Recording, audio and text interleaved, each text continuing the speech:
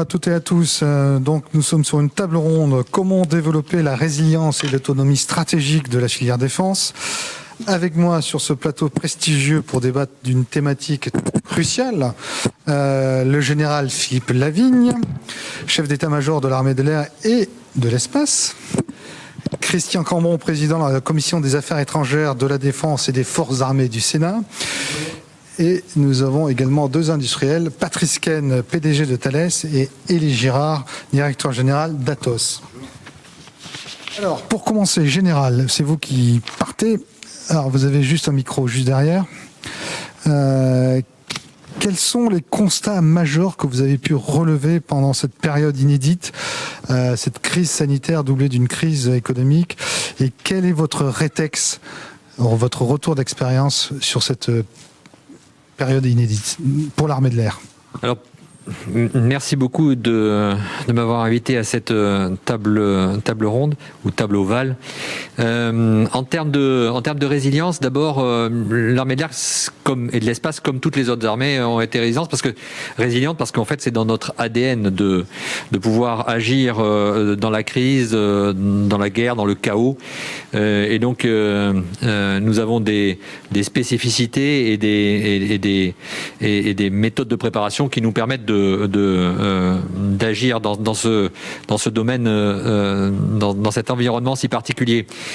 Je dirais que, bien évidemment, on a poursuivi les opérations, puisque c'est notre mission. On a poursuivi également notre préparation opérationnelle. On a poursuivi notre recrutement. La préparation opérationnelle, environ, je vais faire 90% de mon activité qui était prévue en début d'année. Alors, comment j'arrive à le faire et le retour d'expérience, c'est que je m'appuie sur des spécificités. C'est mon organisation, c'est mes aviatrices et mes aviateurs, c'est également mon entraînement. Mon organisation, elle repose d'abord sur un commandement centralisé et une subsidiarité distribuée, c'est-à-dire que je m'appuie au niveau local sur mes bases aériennes qui sont un véritable outil de combat et à partir de laquelle je peux agir. Je peux agir directement pour protéger l'espace aérien, mais je peux également agir pour faire des opérations. Et c'est à ce niveau-là que localement, on s'est adapté bien évidemment à la crise, parce que chaque base aérienne est particulière, et donc il a fallu s'adapter de manière particulière à l'environnement. Et également, nos aviatrices et nos aviateurs, de par leur métier, de par leur ADN, savent gérer le risque opérationnel. Et donc, ils ont su aussi apprécier la situation, les caractéristiques de ce Covid, et puis d'appliquer ce qui nous a été transmis au niveau central et de l'appliquer au niveau local. Mais c'est en gérant le risque qu'on a pu réussir à protéger nos aviateurs, tout en continuant notre activité aérienne. Et ensuite, on a cette capacité à conduire les opérations aériennes et toute la préparation à partir d'un commandement centralisé et qui coordonne et qui a réussi à coordonner également la troisième dimension lors de toutes ces missions aériennes que nous avons fait, mais également la sécurité civile, l'armée de terre et tous ceux qui ont participé, et les industriels, et tous ceux qui ont participé à la bataille contre le Covid, notamment pour l'armée de l'air, transporté plus de 100 patients Covid, plus de 450 soignants pendant le premier confinement, mais bien évidemment encore au deuxième confinement. Patrice Ken, Thales a un modèle économique qui vous permet de mieux amortir la crise que d'autres groupes, comme on peut penser évidemment à Safran ou Airbus, qui sont très très civils. Aujourd'hui, quelle est la situation économique de Thales et comment avez-vous géré cette crise, encore une fois inédite, et qu'avez-vous appris de nouveau sur Thales pendant cette crise que vous ne connaissiez pas forcément? D'abord bonjour et merci de me donner l'occasion de m'exprimer sur ce sujet. C'est vrai qu'on a connu, je dirais, deux types de crises, une crise d'offre et une crise de demande, pour faire simple. La crise de la demande, on la voit, c'est la crise de l'aéronautique avec un trafic aérien, je dirais, quasiment à l'arrêt au niveau mondial. et puis ça va durer encore un petit peu de temps. Et puis une crise d'offres, notamment pendant les périodes de confinement dites dures, en tout cas très très strictes, hein, où nous étions incapables de produire, entre guillemets. Voilà. Alors je dois dire que, général d'ailleurs, Philippe Lavigne le disait, on a quand même été capable de maintenir la continuité des opérations critiques, pour la défense notamment.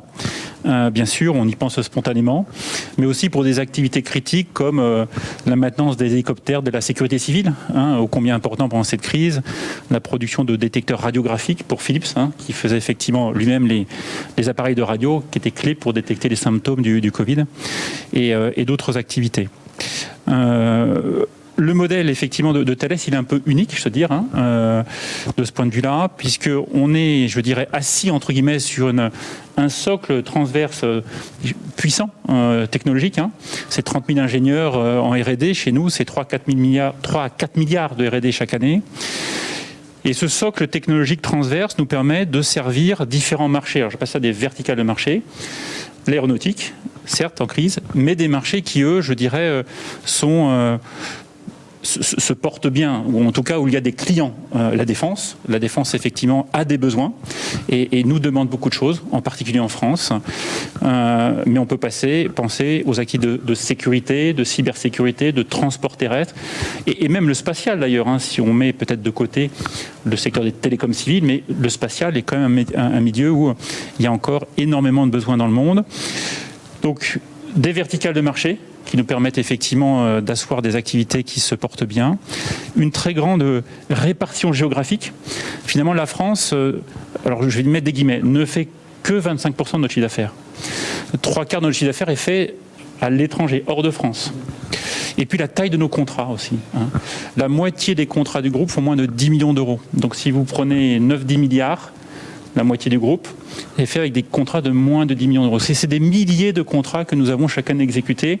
Et cette statistique à la fois géographique et en termes de contrats donne aussi une grande résilience au groupe, que ce soit dans une crise sanitaire, mais quand il y a un embargo qui est décrété vis-à-vis de la Russie, quand nous sommes interdits, je dirais, d'opérer dans des pays parce que les États-Unis nous demandent de ne pas aller en Iran, par exemple. Enfin, tout ce qui peut nous arriver d'un point de vue géopolitique, nous arrivons à le moyenner grâce à cette répartition.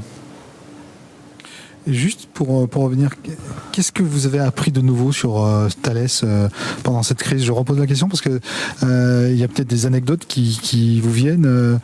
Qu'est-ce que vous ne connaissiez pas forcément au sein de Thales? De nouveau, je ne sais pas si c'est très nouveau. C'est-à-dire qu'on a, je dirais, tester le modèle dans ses limites. C'est un stress test, alors qu'on aurait aimé ne pas passer d'ailleurs, hein, mais que nous avons passé, si je puis dire, avec un certain succès. Stress test, effectivement, dans le modèle économique, j'en ai parlé, mais aussi, et je remercie nos équipes dans le monde entier, hein, cette capacité aussi des équipes à maintenir la continuité des opérations de nos très grands clients. Après, de manière plus anecdotique, on peut parler la façon de s'organiser, d'organiser le travail dans ces conditions particulières. Mais très honnêtement, je trouve que c'est plutôt anecdotique par rapport effectivement à ce que j'ai déjà expliqué. Ok. Monsieur Girard, vous êtes à la tête d'un groupe très numérique. Quel est finalement le secret d'Atos pour s'en sortir aussi bien, même si le deuxième confinement a été un peu plus difficile à gérer que le premier? Non, il est plutôt plus simple à gérer du fait que c'est le deuxième justement, mais on pourra y revenir. Non, je pense que beaucoup de choses que Patrice a dites sont valables également pour Atos. On a un petit avantage supplémentaire, c'est qu'effectivement on est quasi intégralement digital, de numérique, donc on est monté à 97% de télétravail, et on est à peine en dessous aujourd'hui, donc ça permet une flexibilité qui est, donc du coup on a la crise de la demande, pour reprendre les termes de Patrice. Dans la crise de la demande, on a beaucoup moins la crise de l'offre, même si on l'a sur quelques contrats critiques qui nécessitent d'être sur site, et même là, notamment dans la défense, on a dédoublé les équipes et fait les horaires décalés. Enfin, c'est tous adapté. Non, l'autre point que je trouve intéressant, que le général a mentionné, qui qui est un point intéressant, parce que d'ailleurs je vous remercie de m'avoir invité à cette table ronde pour ce qu'on fait pour la défense chez Atos, mais ce qui est intéressant aussi, c'est que il y a beaucoup de similitudes en fait, notamment dans la centralisation du commandement. On est 110 000 chez Atos, on fait 14% de chiffre d'affaires en France, donc on est un peu partout. On est habituellement relativement centralisé, mais là, voilà, je me suis totalement reconnu dans ce que vous avez dit, même si on n'a pas du tout le même type d'activité. On a dû quand même recentraliser encore le commandement. On n'ose pas appeler ça commandement chez nous, mais les décisions, on va dire, pour que aussi, en dépit de la variété de mesures prises sanitaires et autres dans les différents pays, nos collaborateurs sentent quand même une prise de décision commune et qui correspondent à des valeurs communes dans l'entreprise. Donc ça a été aussi important. Voilà. Merci. Christian Cambon, vous êtes un observateur très attentif de cette filière que vous connaissez par cœur. Quelle est votre analyse sur cette période, aussi bien sur le plan opérationnel que sur le plan industriel ? Alors pendant toute cette période, évidemment, le Parlement et le Sénat, et plus particulièrement la commission que j'ai l'honneur de présider, ont été à la fois des observateurs, et on a essayé d'être le plus actif possible pour bien comprendre comment les choses s'organisaient. D'abord, ce qu'il faut bien voir, c'est que nos armées ont, comme d'habitude, été à la hauteur. Elles ont été à la hauteur dans des circonstances et dans des situations qui n'avaient jamais été imaginées jusqu'à présent.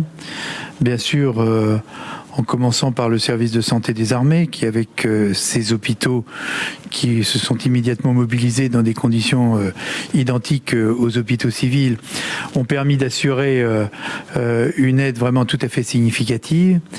Et même au-delà, puisque, vous le savez, nos forces armées ont eu l'occasion pendant cette période de mettre en œuvre un hôpital de campagne qui a été très apprécié à Mulhouse, puisque Mulhouse était en quelque sorte le cluster. Et donc c'est un hôpital qui n'avait jamais été monté, qui a fait l'objet en quelques jours d'une mise en œuvre qui a bien rendu service. Alors je sais qu'à l'époque on a beaucoup demandé qu'on en mette d'autres. Le problème c'est que la France n'en avait qu'un. Donc c'est une des conséquences et une des conclusions que l'on doit tirer, à savoir que peut-être de ce côté-là il y a des efforts à faire. Mais le service de santé des armées, qui était déjà en sous-équipement et en sous-effectif avant même la crise, je rappelle qu'il manquait déjà plus de 100 médecins, donc on ne les a pas formés en l'espace de 3 mois, bien évidemment. Néanmoins, il y a eu là encore un dévouement extraordinaire. Et puis il y a eu les moyens logistiques. Le général Lavigne vient de souligner l'apport exceptionnel que tous les moyens, notamment les moyens aériens de transfert vers d'autres régions, ont pu être mis en œuvre, que ce soit à travers les MRTT, enfin tous les hélicoptères. Il a fallu lui-même procéder à des transformations de matériel pour les rendre aptes à transporter des malades excessivement contagieux. Donc je pense que on peut rendre un hommage vraiment tout à fait appuyé à la mobilisation des forces armées. Du reste, comme toujours en France, on le voit sur ce deuxième confinement, c'est du reste assez reproché au président de la République. Qui mobilise-t-on pour conduire la crise? C'est le Conseil de défense, c'est-à-dire pour une bonne part les forces armées, bien évidemment, et ce qu'elles représentent de potentiel de réaction. Mais ce qu'il faut souligner, c'est qu'en même temps, si j'ose dire, la fête continuait, c'est-à-dire que les mêmes engagements étaient pesant sur les forces armées. Je pense à ce qui pouvait se passer au Sahel, et on aurait très bien pu avoir une phase de terrorisme accrue, profitant en cela des faiblesses que notre pays connaissait à travers cette crise. Et donc il fallait à la fois continuer nos engagements, très difficile, très compliqué, très mobilisateur, et puis déployer toutes les forces possibles que nous avions sur le territoire national, mais aussi dans les dom-toms, car on sait que, notamment ce qui s'est passé aux Antilles, était très, très préoccupant. Donc sur ce plan-là, nous avons noté une grande disponibilité, mobilisation, et l'ensemble des missions étaient couvertes pendant que ces nouvelles missions civiles étaient mises en œuvre. En ce qui concerne les industriels, en ce qui concerne Bien évidemment, nous, ce que nous avons veillé, c'est à ce que, autant que faire se peut, les engagements de l'année 2020 de la loi de programmation militaire restent valables. C'est tout, et ça demeure du reste un risque pour les années qui viennent. On en dira sûrement un mot. Je pense évidemment que les entreprises sont plus fragilisées ont pu être plus fragilisées pendant cette période, puisque ce sont des nouvelles méthodes de management qui ont dû être adaptées excessivement rapidement, et puis aussi un certain nombre de conséquences dont on dira peut-être un mot sur le plan du financement de la mise en œuvre. Mais il y a certainement des conséquences à tirer. Et puis on en a tiré une aussi sur le Sénat et sur les assemblées parlementaires, c'est que nos liaisons n'étaient pas du tout sécurisées. Là, je me tourne vers les industriels. Voilà, vous avez... Alors, voilà, non mais c'est pour ça que je profite de l'expertise que j'ai sous la main pour dire que vraiment, notamment au niveau de ma commission Affaires étrangères et défense, on parle et on évoque des sujets qui restent quand même très sensibles. Et je pense que là, les administrations d'une manière générale, peut-être les entreprises aussi bien sûr, mais nous devrions faire très attention parce que le fait de procéder par visioconférence par exemple rend les choses beaucoup plus sensibles en termes de sécurité. Et nos amis de l'ANSSI, de l'Agence nationale de sécurité des systèmes informatiques, nous dit beaucoup ce qu'il ne faut pas faire et elle ne nous dit pas toujours ce qu'il convient de faire. Donc je souligne ce point au passage parce que c'est un vrai enseignement dont j'ai encore entretenu récemment le président du Sénat. Il va y avoir un programme qui va être lancé, messieurs les industriels, à vos marches. Je crois que ce n'est pas tombé dans un vrai sujet. Les oreilles d'un sourd. Alors, Patrice Caine, parmi les défis pour augmenter la résilience de la filière, il y a évidemment la préservation de la BITD, la base industrielle et technologique de défense. Et plus particulièrement, il y a ce problème de la supply chain sur lequel, évidemment, vous veillez et qui est malheureusement plus vulnérable que les grands groupes comme Atos ou Thales, parce que leur vulnérabilité est un peu la vôtre, votre vulnérabilité. Estimez-vous qu'il y a danger et que tout a été fait pour la protéger, et faut-il qu'elle se consolide pour être plus résiliente encore ? Bonne question, difficile. Peut-être juste dire que la première supply chain, en fait, elle est interne, comme tout grand groupe de technologie. Le premier, non pas le premier poste de coût, mais en tout cas, une grande partie de la valeur ajoutée de ce que nous faisons, c'est celle de nos ingénieurs. Donc c'est la masse salariale, c'est plus de 6,5 milliards chez Thales. Et donc déjà ça, faut le préserver. Parce que si on n'a pas ça, on va pas pouvoir aller beaucoup plus loin. Ça veut dire préserver nos compétences rares, notamment celles qui souffrent énormément côté aéronautique civile. Et pour ça je suis aussi fait appel à la défense comme amortisseur de crise. Je ne sais pas si le mot est très joli, mais en tout cas pour préserver ses compétences et faire en sorte qu'elles ne se diluent pas dans la nature et qu'on ne les perde pas pour toujours. Après, bien sûr, il y a la supply chain, la vraie, si je puis dire, externe, en tout cas à l'entreprise, sur lequel on est très vigilant. Chaque année, Thales achète à peu près plus d'8 milliards d'euros.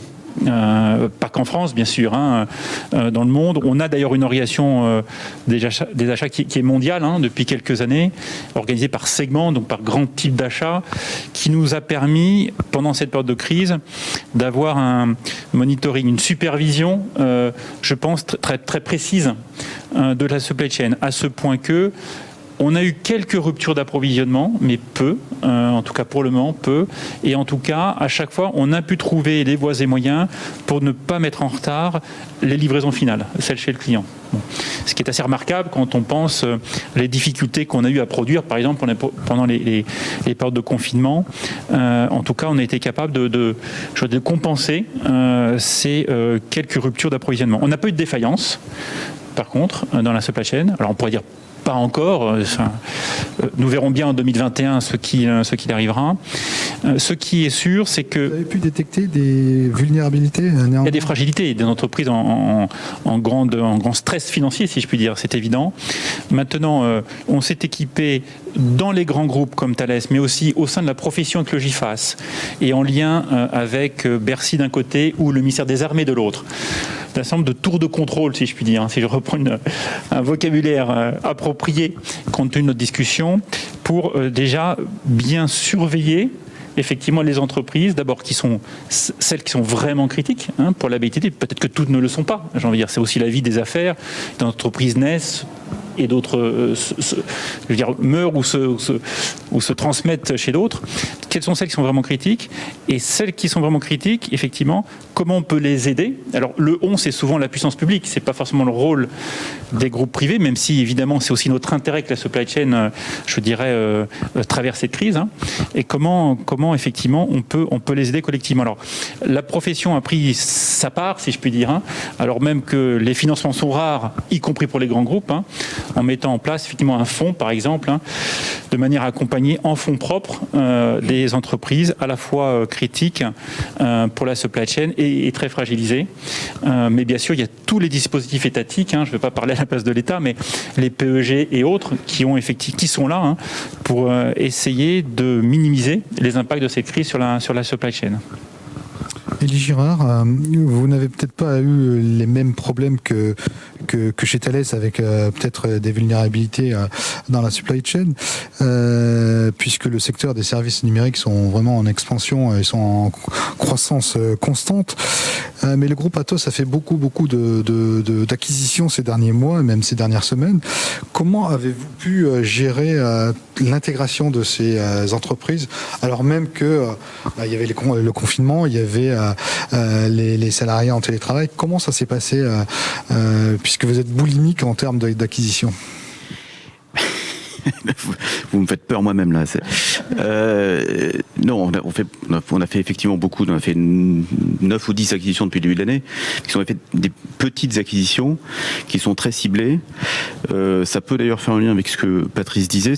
Il y a certaines compétences sur lesquelles il y a des recompositions, et ça peut être aussi le rôle de grands groupes d'internaliser ces compétences, de supply chain ou pas. Nous on n'appelle pas ça supply chain d'un service numérique, mais c'est l'équivalent.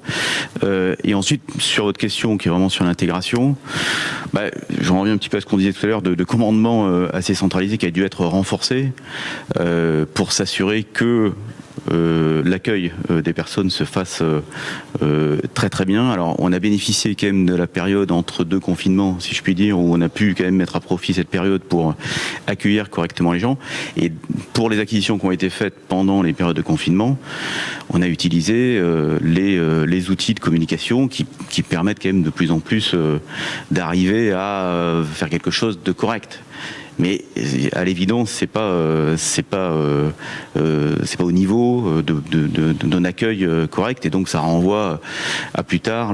Mais on a quand même renforcé ces communications et renforcé aussi le nombre de contacts avec les différentes entités. Donc on a un peu compensé la qualité par la quantité, en tout cas dans cette période de confinement. Mais évidemment, on remet à plus tard les contacts physiques, mais qui sont indispensables. On recrute, par exemple, chez nous, hors acquisition, on recrute à peu près 15 000 personnes par an. C'est le même problème avec ceux qu'on recrute. Donc c'est un vrai sujet. On a aussi compensé par plus de formation. On a constaté à nombreux endroits que on pouvait mettre, je pense que c'est pareil chez Thales, on pouvait mettre à profit, entre guillemets, j'ai du mal à utiliser ce terme dans le contexte, mais un bien pour un mal pour un bien, la période de confinement pour renforcer les formations.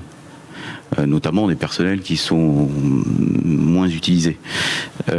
Et on a fait ça notamment avec les nouveaux arrivants, à la fois recrutés et venant d'acquisition. Christian Cambon, est-ce que vous pensez que la BITD est en danger? Vous avez reçu plusieurs, évidemment, vous avez auditionné plusieurs responsables du ministère des Armées. Estimez-vous qu'elle peut faire l'objet de rachats par des étrangers à l'image de Photonis, même si c'est pas la crise du Covid qui a provoqué ce rachat. Et estimez-vous que le gouvernement a pris les bonnes mesures pour préserver cette BITD? Sont-elles suffisantes? Et enfin, comment obliger aujourd'hui les banques à soutenir un peu plus le secteur de la défense et le secteur dans sa globalité, puisque ce sont souvent des entreprises duales là. Vous me donnez peut-être beaucoup de pouvoir, mais bon, C'est sûr que protéger la BITD au sortir d'une crise pareille présente des difficultés particulières au sens où les industries de défense, d'une manière générale, sont un secteur particulier. Comme ça a été évoqué par nos autres amis intervenants, vous avez un effet de latence déjà.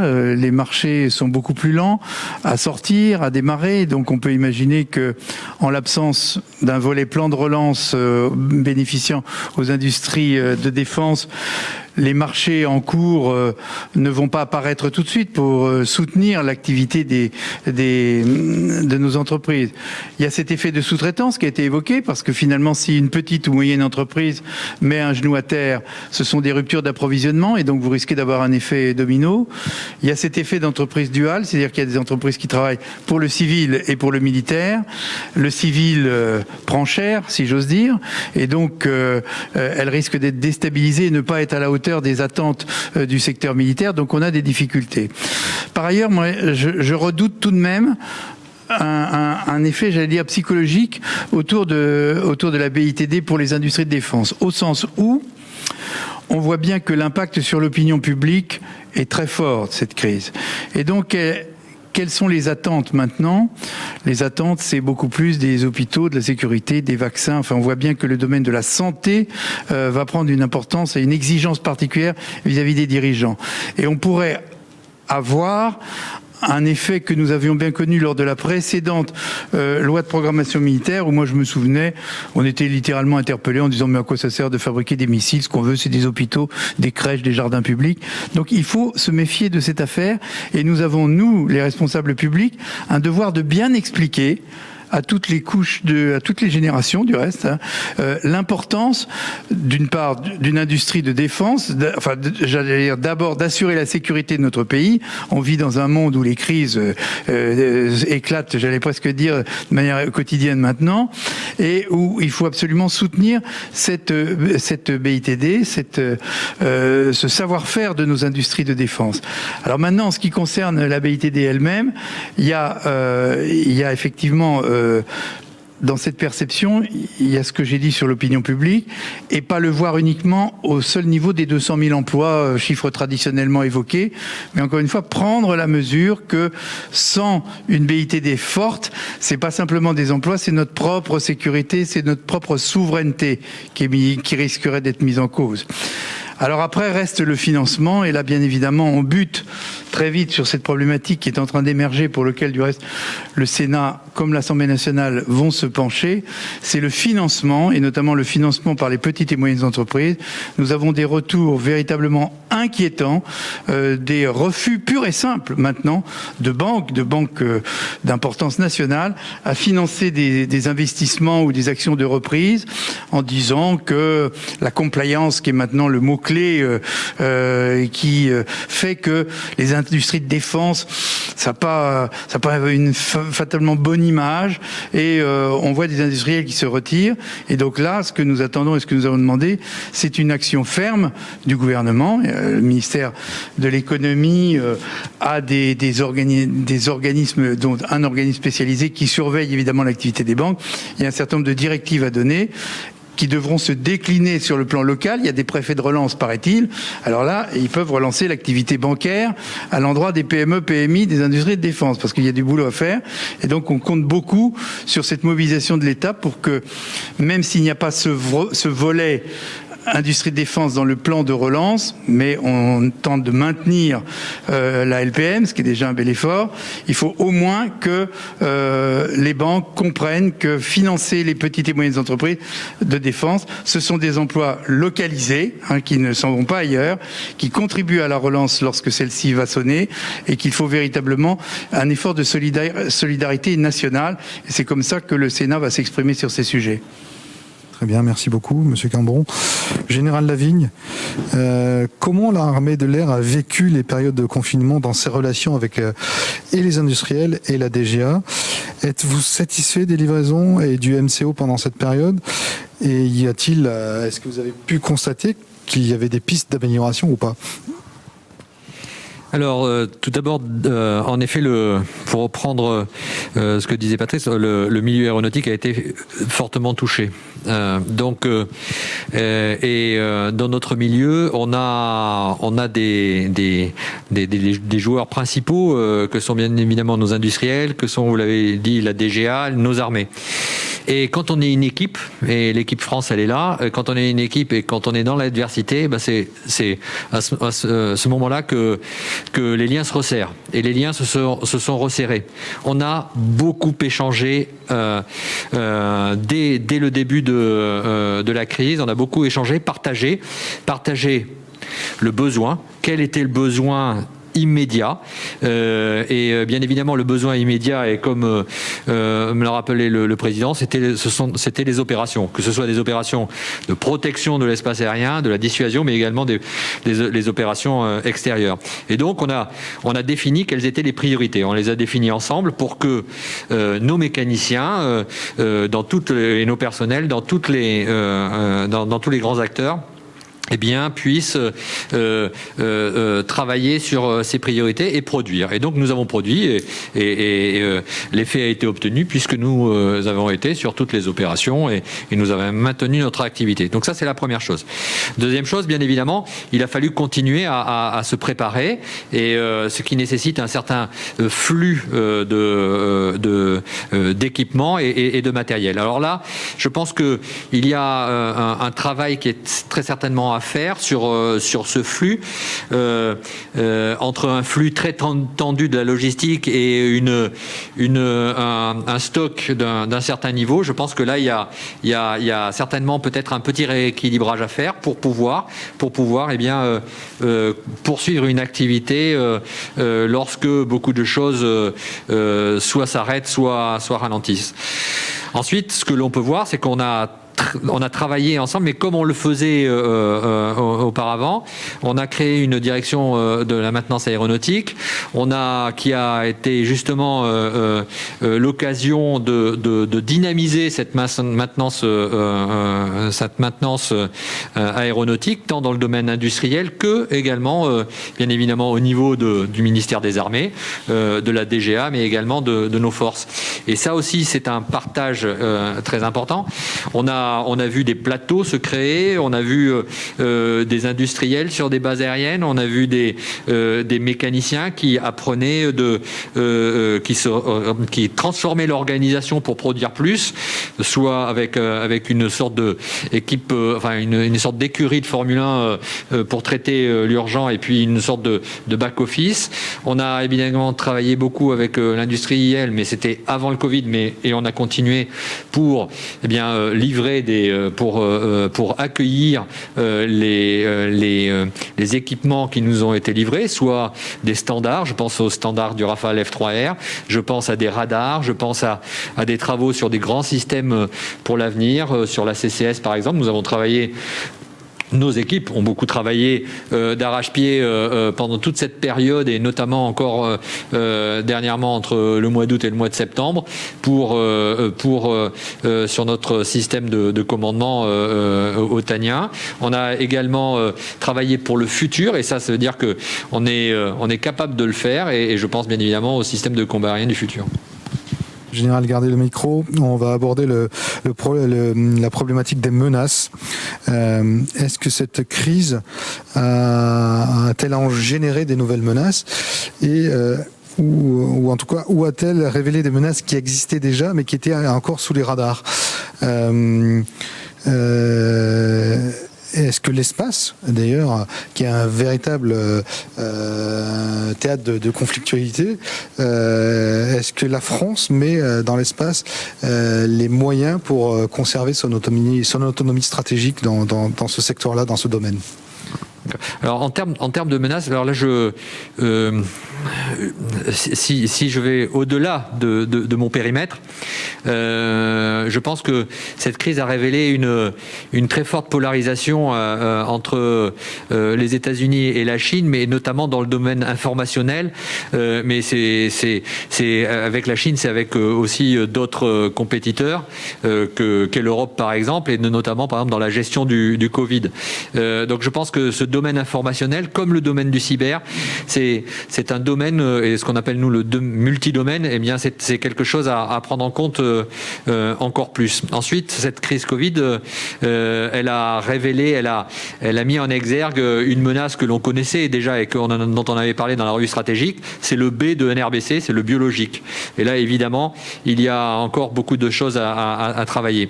Ensuite, ça n'a pas révélé, mais ça, comme le disait le président Cambon, les menaces ne se sont pas arrêtées avec le Covid, et la désinhibition du monde, l'emploi de la puissance aérienne, parce que là je reviens dans mon périmètre, bien sûr on l'a vu également la démonstration de puissance, que ce soit avec des bombardiers, des vols de bombardiers stratégiques de la Russie vers l'Europe, mais également de vols de bombardiers stratégiques depuis les États-Unis vers l'Europe, avec un retour aux États-Unis. On peut voir également la menace drone, puisque évidemment on a encore les images des munitions rôdeuses dans le Haut-Karabakh.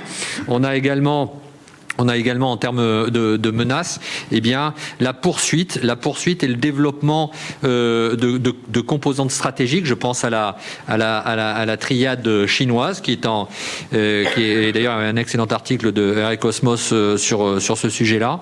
Et puis il y a le développement de toutes les technologies, notamment de l'hypersonique. Donc vous voyez, les menaces ont continué, et bien évidemment la menace du terrorisme. L'espace. Oui, la France a mis mais énormément de choses, et on peut dire qu'on est le leader européen là-dedans, dans ce domaine-là, avec sa stratégie spatiale de défense, avec ses moyens, les moyens qui étaient déjà dans la loi de programmation militaire. On est en train de rénover tout notre parc de satellites. On est en train également de traiter cette nouvelle maîtrise de l'espace exo-atmosphérique, ce qu'on appelle la protection active. Et ça, on est leader dans ce domaine-là en Europe. On travaille beaucoup, bien sûr, avec les Américains.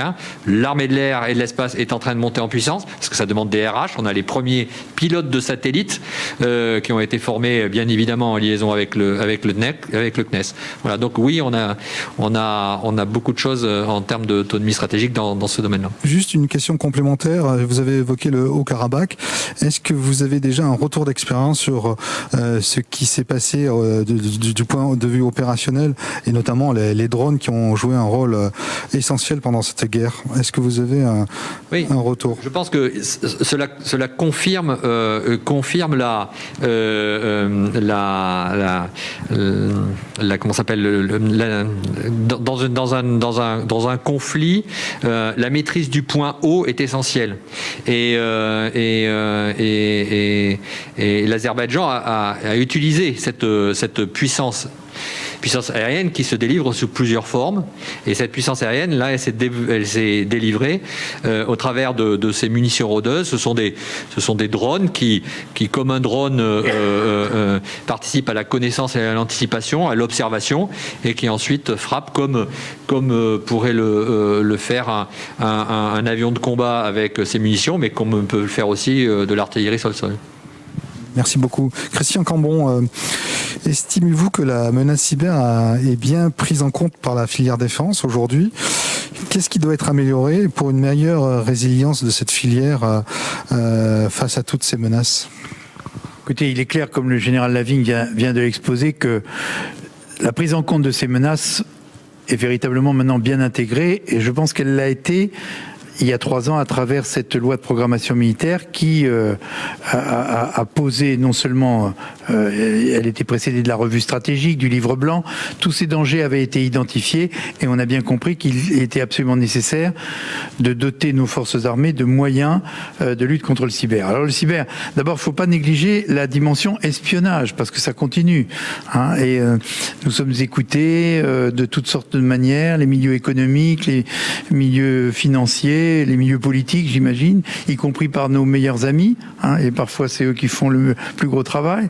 Donc faut pas laisser passer ça.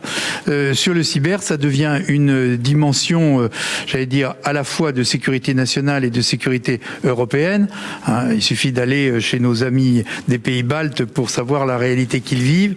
En Estonie, en 2018, 57 000 attaques cyber, 57 000 quand même, hein, et qui frappent y compris des objectifs civils. On peut arrêter les milieux, enfin les opérateurs financiers, les hôpitaux, etc. Donc ça représente véritablement un danger réel. Donc des moyens assez considérables ont d'ores et déjà été mis pour renforcer à la fois en termes de moyens humains et de crédits d'équipement par l'intermédiaire de nos industriels qui font de très gros efforts dans ce domaine. Mais là aussi, on comprend bien qu'il y a une dimension européenne qui est absolument nécessaire, car on ne maîtrisera pas tous ces dangers seul, surtout confrontés à quelques voisins un peu plus à l'est qu'ici, qui mettent en œuvre de très gros moyens et sur lequel une réponse à l'échelle européenne est nécessaire. Donc il y a certainement des améliorations à apporter. L'espace aussi est une dimension. La ministre a raconté à Toulouse la visite de certains de nos satellites par des satellites de pays dits amis. Et donc nous demandons, dans le cadre du dialogue que nous entretenons avec ces pays, que des signaux forts nous soient adressés de telle sorte d'arrêter ce genre d'agression, parce que bien évidemment rien ne servirait à concevoir des matériels excessivement bien connectés si dans l'avenir tel ou tel détruit le satellite qui justement connecte l'ensemble du dispositif. Ça pose de véritables questions et ça va certainement nécessiter une réflexion plus approfondie sur la manière dont on intègre et le cyber et l'espace dans la défense de notre pays et de notre continent. Merci Christian Cambon. Élie Girard et Patrice Ken, Atos et Thales sont deux groupes avec une expertise reconnue dans le domaine de la cybersécurité et la cyberdéfense. Avez-vous constaté que la menace avait évolué pendant cette pandémie ou pas ? Et est-ce que vous avez détecté de nouvelles menaces autres que celles de la cyber pendant cette période ? Qui veut commencer ? J'y vais ?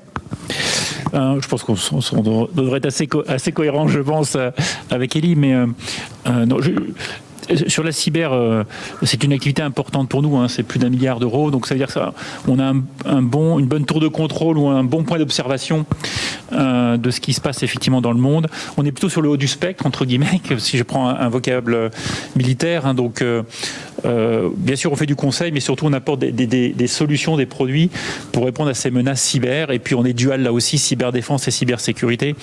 Et souvent je dis d'ailleurs qu'on est bon en cybersécurité si on est bon en cyberdéfense, parce qu'en cyberdéfense on voit le meilleur du pire, hein. Si je peux me permettre cette expression. Oui, effectivement, on a constaté des choses, je dirais, inhabituelles, ou en tout cas ce que j'ai appelé moi une double corrélation, une corrélation temporelle, c'est-à-dire qu'on a clairement vu un accroissement du nombre de menaces. Pourtant, Dieu sait que c'était déjà des chiffres considérables avant la crise, hein. Alors nous, on a mesuré x4. Je ne sais pas si c'est x4 d'ailleurs ou pas, mais peu importe. Mais en tout cas, un accroissement considérable. Donc une corrélation temporelle et une corrélation géographique. C'est-à-dire qu'on a vu le nombre de menaces augmenter dans des zones géographiques en lien avec la propagation de l'épidémie. Donc on a commencé à le voir effectivement plutôt en Asie, hein, dans les pays comme la Corée, Taïwan, puis ensuite on les a vus arriver en masse au niveau de l'Europe de l'Est, l'Europe centrale, hein, Ukraine, République tchèque, et puis Europe de l'Ouest, Italie, France. Donc je ne peux pas m'empêcher de penser qu'il y avait bien un rapport entre cette pandémie et le fait qu'un certain nombre de gens ont souhaité en profiter. Après, sur le type de menace ou le type d'attaque qu'on a vu, je dirais qu'elles ont été des plus sophistiquées, j'ai presque envie de dire comme d'habitude, hein, ça pour le coup elles n'ont pas baissé. Mais surtout, on a vu énormément de menaces ou d'attaques, je dirais, assez basiques, ce qui ne veut pas dire qu'elles ne sont pas efficaces, hein. J'ai pris quelques exemples pour illustrer ce que c'est, hein, ce qu'on a vu, hein, mais le nombre d'applications, de petites apps que vous téléchargez pour suivre l'évolution de la pandémie avec un joli petit graphique, plus de la moitié sur deux, une sur deux était corrompue. Et vous injectez des malwares, des chevaux 3, etc.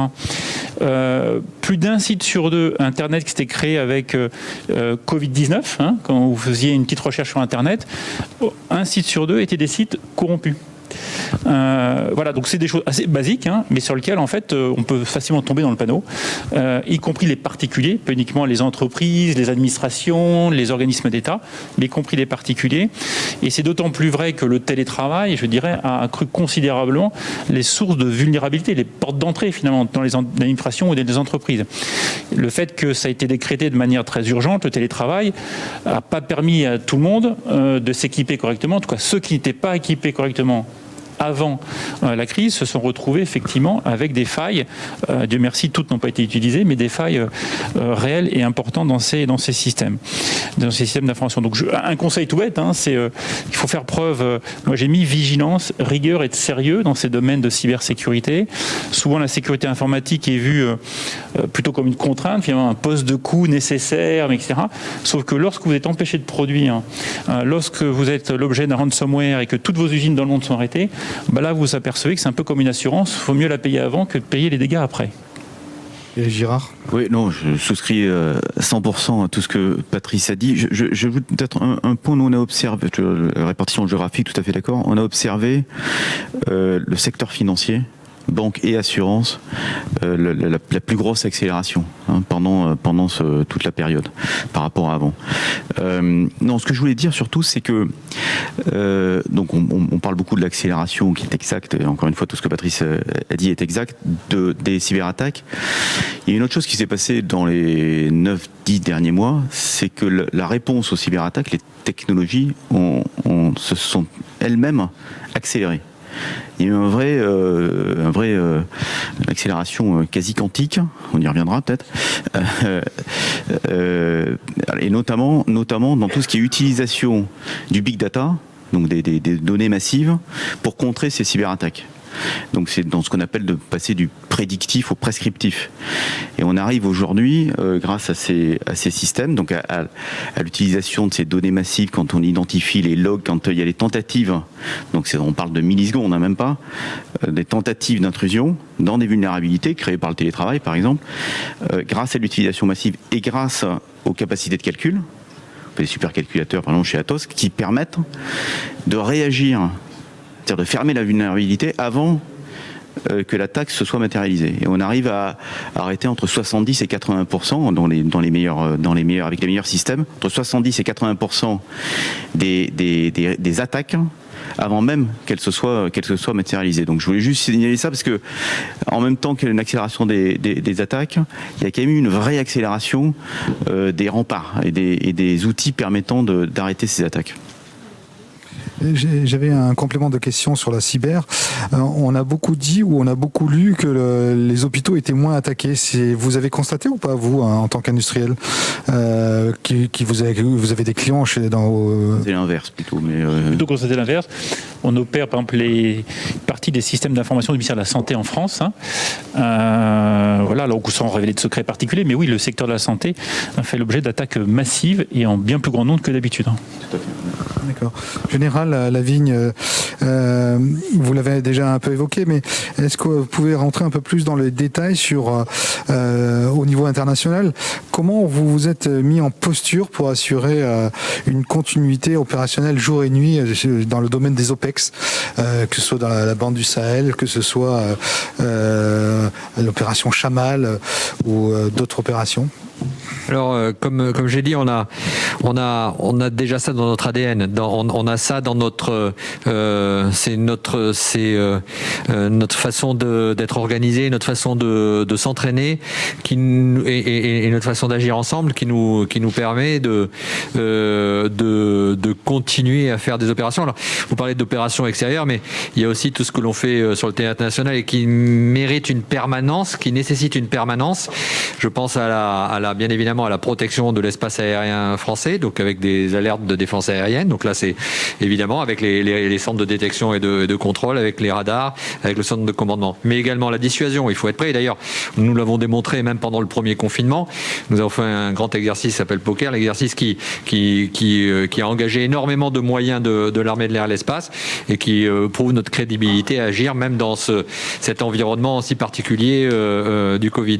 Sur les opérations, eh bien, comme je l'ai dit, les forces sont projetées. Alors, il y a eu une contrainte puisque comme tout déplacement, il a fallu d'abord être en quatorzaine pour avoir l'assurance d'avoir au départ des personnels sans ce Covid.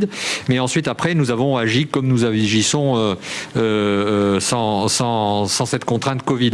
Ce que je veux dire, ce qui est très important, c'est aussi lié à la caractéristique de notre emploi de l'armée aérienne. En fait, on est avec et on agit très souvent avec nos partenaires, les Américains, les Britanniques, les Allemands, les Italiens, les Espagnols, bref. Et c'est un peu dans notre système, on est plug and fight, c'est-à-dire que on s'entraîne. On s'entraîne ensemble, on s'est entraîné ensemble, on a des standards que l'on acquiert, que l'on travaille en commun, alors notamment avec l'OTAN. Et ensuite, lorsqu'on se déploie, en Europe ou à l'étranger ou très loin, eh bien on utilise notre expérience et ces liens que nous avons au travers de nos exercices et notre entraînement pour travailler ensemble n'importe où, n'importe quand. Donc ça participe aussi à la capacité de travailler même sous contrainte. Merci Général. Très rapidement, Élie Girard et Patrice Ken, en 2020, les voyages ont été beaucoup réduits pour aller voir les clients. Comment avez-vous géré la relation avec ces clients étrangers et quelle est votre analyse sur une possible réduction de la dépense de défense en 2021, puisqu'on va y arriver, et des clients étatiques? Et les Girard. C'est reparti là. Ouais. Je prends la première question, il prend la deuxième. T'as pas. Non, sur les voyages, je pense qu'il y a un énorme bénéfice sur courte période.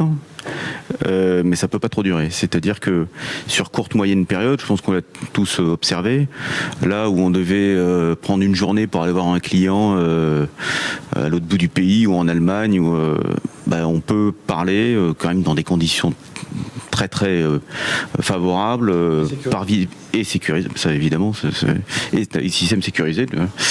À bon entendeur, salut. On peut parler à 3 ou 4 clients dans la même journée. Mais voilà, au bout d'1 an, c'est pas tout à fait la même relation quand même. C'est exactement comme le sujet de l'accueil des nouveaux venus dans l'entreprise. Ça peut marcher pendant quelques temps, mais à moyen et long terme, ça fonctionne plus. Patrice Ken. Oui, ça fonctionne bien avec les gens qu'on connaît déjà en fait. Voilà. Ouais. Donc quand on a 20 ans dans le métier, ça va. Mais quand des nouvelles personnes arrivent, ça commence à devenir compliqué. Les budgets de défense dans le monde aujourd'hui sont tous dans les pays en tout cas, on est en croissance importante, qui montre que les pays en fait, pour l'instant, on fait un choix politique de ne pas baisser la garde. La LPM, et là je parle devant des spécialistes ou des gens qui ont le pouvoir de décision, effectivement, pour s'assurer que cet investissement continue dans la durée. Mais regardez les dernières déclarations du Premier ministre britannique, qui était attendu d'ailleurs, qui maintenant se projette avec un accroissement de dépenses de plus de 10% par rapport à ce qui était imaginé avant qu'ils le disent, donc un vrai saut important. En Australie, on est très présent, c'est 7% de croissance par an du budget de défense, 7% de croissance par an, et je pourrais multiplier les exemples. Mais ça vient pour moi de la forte corrélation entre, je dirais, le niveau de tension géopolitique jamais atteint dans le monde. Je ne veux pas sortir de mon domaine industriel, mais rien qu'en tant qu'observateur, regardez ce qui se passe en mer de Chine, entre la frontière entre la Chine et l'Inde, ce qui se passe en mer Méditerranée, en général, c'est quand même très très différent de la crise de 2008, parce que souvent les investisseurs nous posent la question, mais mais 2008, il y a eu effectivement un ralentissement des investissements après la crise financière, etc. Oui, mais 2008, c'est pas 2020. Et c'est certainement pas 2021. Et sans parler de la menace terroriste, bien sûr, dans le continuum sécurité-défense, qui incite, je pense, ou motive les gouvernements à continuer à investir de manière significative dans ces domaines. Le mot de la fin avec Christian Cambon. Vous avez évoqué la loi de programmation militaire. Est-ce que vous pensez que le gouvernement peut tenir la trajectoire financière de cette loi de programmation militaire qui est en forte croissance dans les prochaines années? Alors évidemment, nous y veillons. Nous y veillons parce que la loi de programmation militaire, c'est un ensemble. Et si par malheur on devait en retirer tout ou partie, ça aurait une conséquence vraiment excessivement préoccupante. 2021, ça va être l'actualisation de la loi de programmation militaire. Donc on est très vigilant parce que il y a un ministère là, du côté dans le 12e arrondissement qui a souvent tendance à reprendre d'une main ce qu'il a pu donner de l'autre. Et donc on va faire attention, faire en sorte que la parole du président de la République, qui est quand même importante et qu'il l'a renouvelée à plusieurs reprises, soit réalisée et que cette LPM puisse être exécutée. Alors bien sûr, les dernières marches, c'était ça le piège de la LPM, les dernières marches sont hautes. Elles sont de l'ordre de 3 milliards. Mais jusqu'à présent, nous sommes à la 3e année, sommes en train même de voter le budget 2021 pour la 3e fois. On a quand même on passe à 39 milliards 2. On était parti à 31 milliards 7. Donc on voit quand même la progression. Et malgré les difficultés financières que connaît la France, comme vont connaître l'ensemble des pays, cet engagement demeure. Je pense que c'est fondamental pour nos forces armées, car si elles étaient déçues, je crois qu'elles ne s'en remettraient pas. Pour nos industriels, car ils en ont besoin. Et puis pour le rayonnement de la France, parce que nous sommes dans le monde dangereux que Patrice Ken détaillait il y a un instant, et il faut véritablement qu'on se donne les moyens d'assurer la sécurité aux Français. Ce sera le mot de la fin, Monsieur Cambon. En tout cas, je vous remercie tous les quatre pour ce débat riche et intense. Merci à vous